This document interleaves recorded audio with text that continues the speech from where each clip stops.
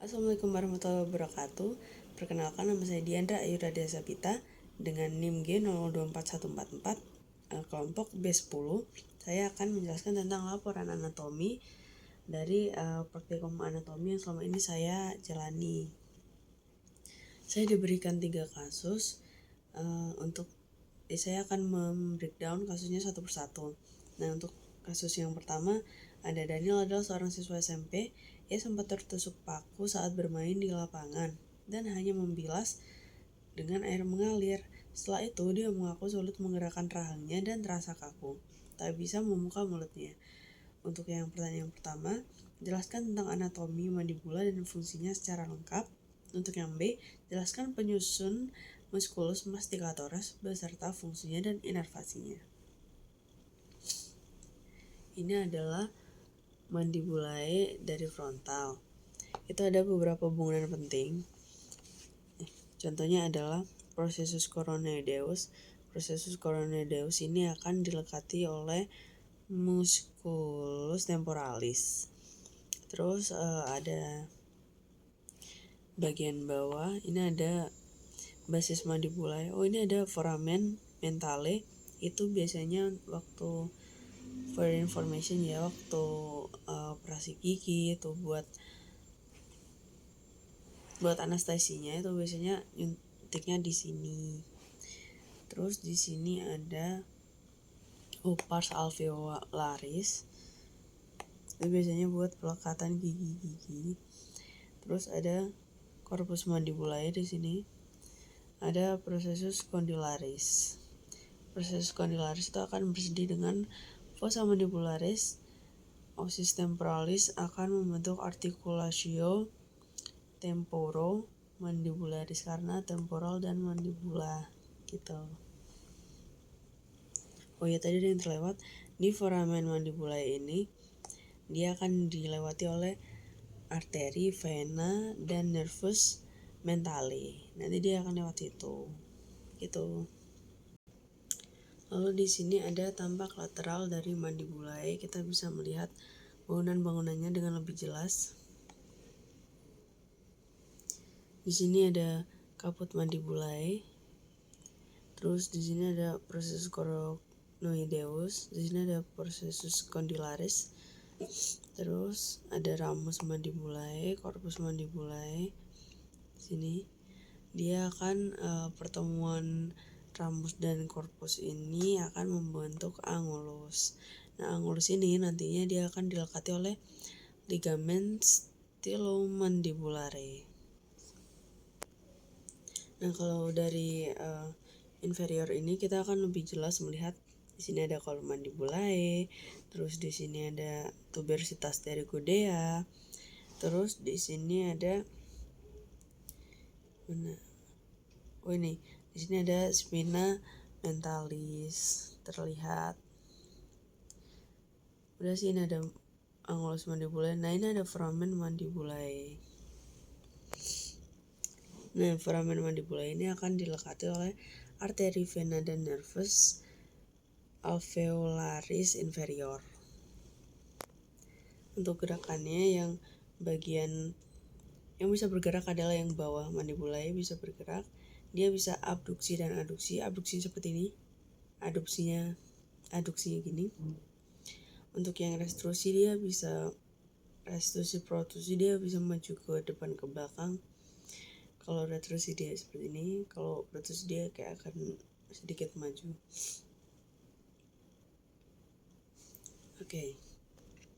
Untuk selanjutnya saya akan menjelaskan tentang musculus masticatoris.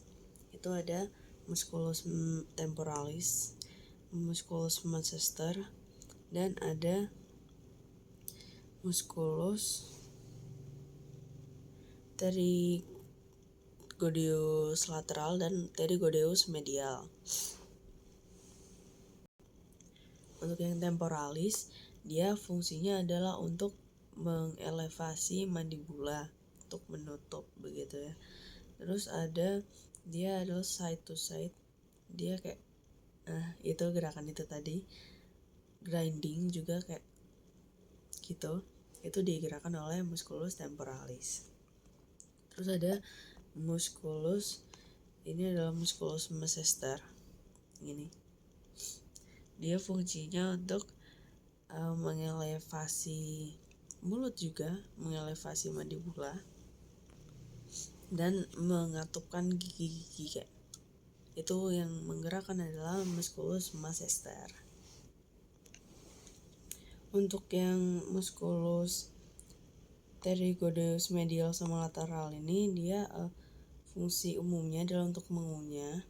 Terus ini musculus lateral yang ini dia tuh fungsinya tuh untuk membuka mulut. Dia adalah muskulus yang menarik mandibula ke bawah. Terus untuk yang medial seperti yang sebelum-sebelumnya, dia juga mengelevasi mandibula gitu. Jadi bisa dibilang pterygoideus lateralis ini satu-satunya muskulus yang menarik mandibula ke bawah ya gitu. Nah, untuk inervasinya secara umum itu semua itu dari nervus mandibularis V3. Nah, nanti dia akan bercabang-cabang jadi nervus masseter, nervus temporal, nervus lateral, nervus medial gitu. Itu percabangan dari nervus V3 mandibularis. Untuk yang selanjutnya saya akan menjelaskan tentang laporan kedua.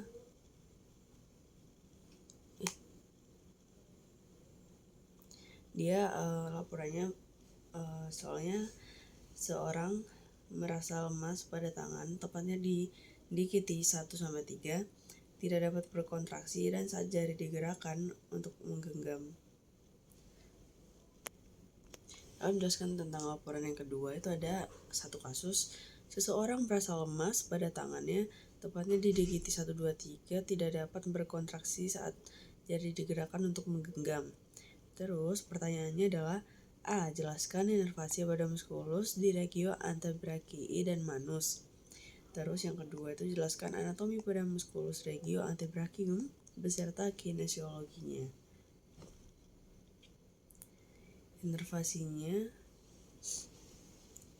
Berikut inervasinya. Jadi untuk inervasinya di sini ada 3 nervus utama. Itu ada nervus, di sini ada nervus ulnar, ini ada nervus radial, terus di tengah ini ada nervus medial. Begitu. Terus si nervus medial ini dia akan bercabang menjadi nanti akan menjadi nervus digitalis palmaris communis. Terus di nervus yang ulnar ini dia akan menjadi digitalis palmaris communis juga. Jadi untuk yang nervus ulnar, dia akan bercabang jadi digitalis palmaris proprii. Lalu saya akan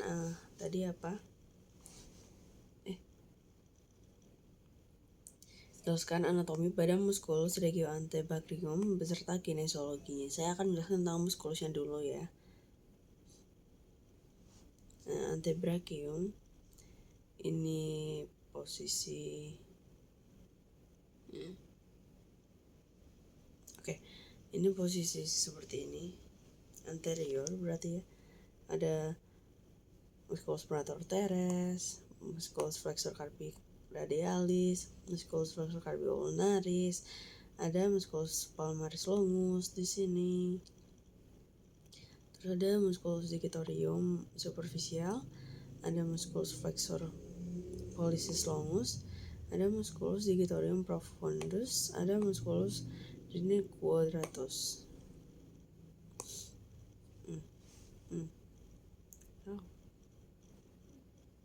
Nah, ini ada musculus brachioradialis, ada musculus extensor carpi radialis longus, ada musculus extensor carpi radialis brevis. Di sini ada musculus extensor digitorum, extensor digiti minimi, extensor carpi ulnaris, extensor semuanya. Terus ada musculus extensor pollicis longus, ada musculus extensor indicus, ada musculus abductor pollicis longus, ada musculus extensor pollicis brevis, ada supinator untuk gerakan supinasi. Oke. Berarti saya akan menjelaskan tentang kinesiologinya ya. Untuk pronator teres ini, dia seperti namanya pronator, dia untuk gerakan pronasi gitu. Terus ada flexor carpi ulnaris radialis, carpi ulnaris, dan ya itu untuk gerakan fleksi. Itu. Terus ada flexor pollicis longus untuk fleksi juga, digitorum fleksi gini toh. Terus ada gerakan extensor, berarti begini, biasa aja gini. Pokoknya extensor itu untuk ekstensi, abductor itu untuk abduksi gitu-gitu. Kayak namanya lah. Terus ada laporan yang ketiga, itu ada kasus seorang pria 23 tahun mengalami cedera lutut saat bermain futsal. Ia merasakan bunyi krek dan lututnya terasa tidak stabil setelah kejadian. Lututnya itu membengkak dan sulit digerakkan. Terus, gimana anatomi penyusun artikulasio genu yang lengkap? Jelaskan ligamentum yang memperkuat artikulasio genu. Terus ada disuruh jelaskan anatomi os femur satu-satu. Oke? Untuk artikulasio genu itu kita ada 3 artikulasio. Itu ada femoropatellaris, femur dan patella di sini berarti. Terus ada artikulasio menisco-femoralis, femur dan menisco. Bisa kelihatan, lebih kelihatan di sini kayaknya.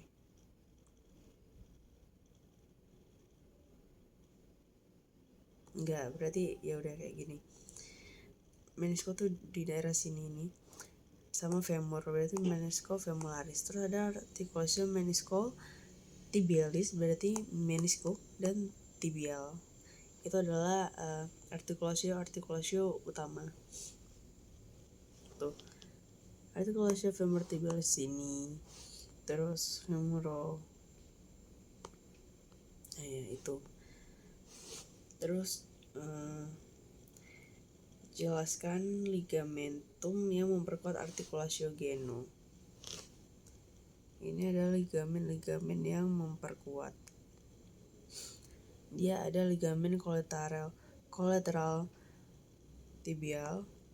Terus ada ligamen kolateral lateral. Ini tibial. Ini fibular itu. Terus ada ligamen popliteum arcuatum, ligamen popliteum obliquum itu ligamen poplitea.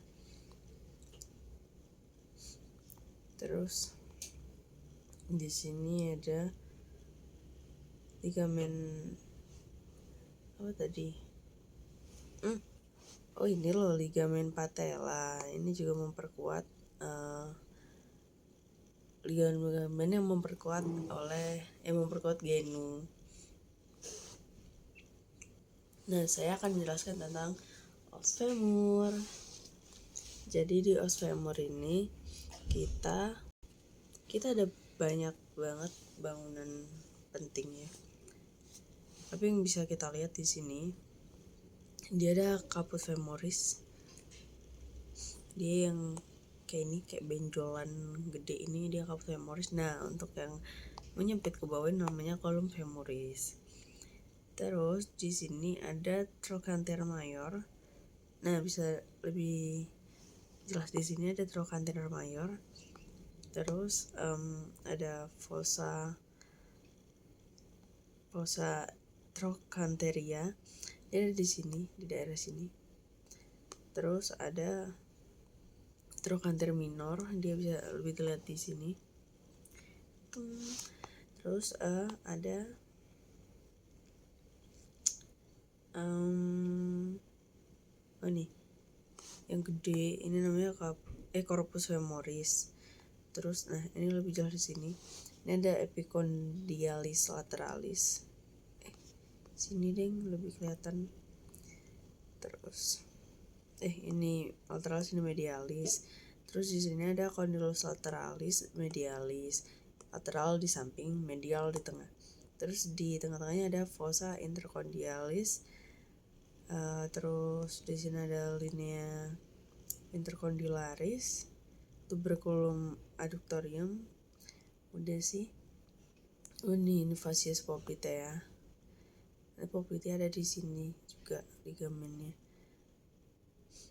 Mungkin ini ada tuberositas glutea. Ini buat pelekatan otot juga. Tuberositas biasanya buat pelekatan otot. Jadi dia bentuknya kasar gitu.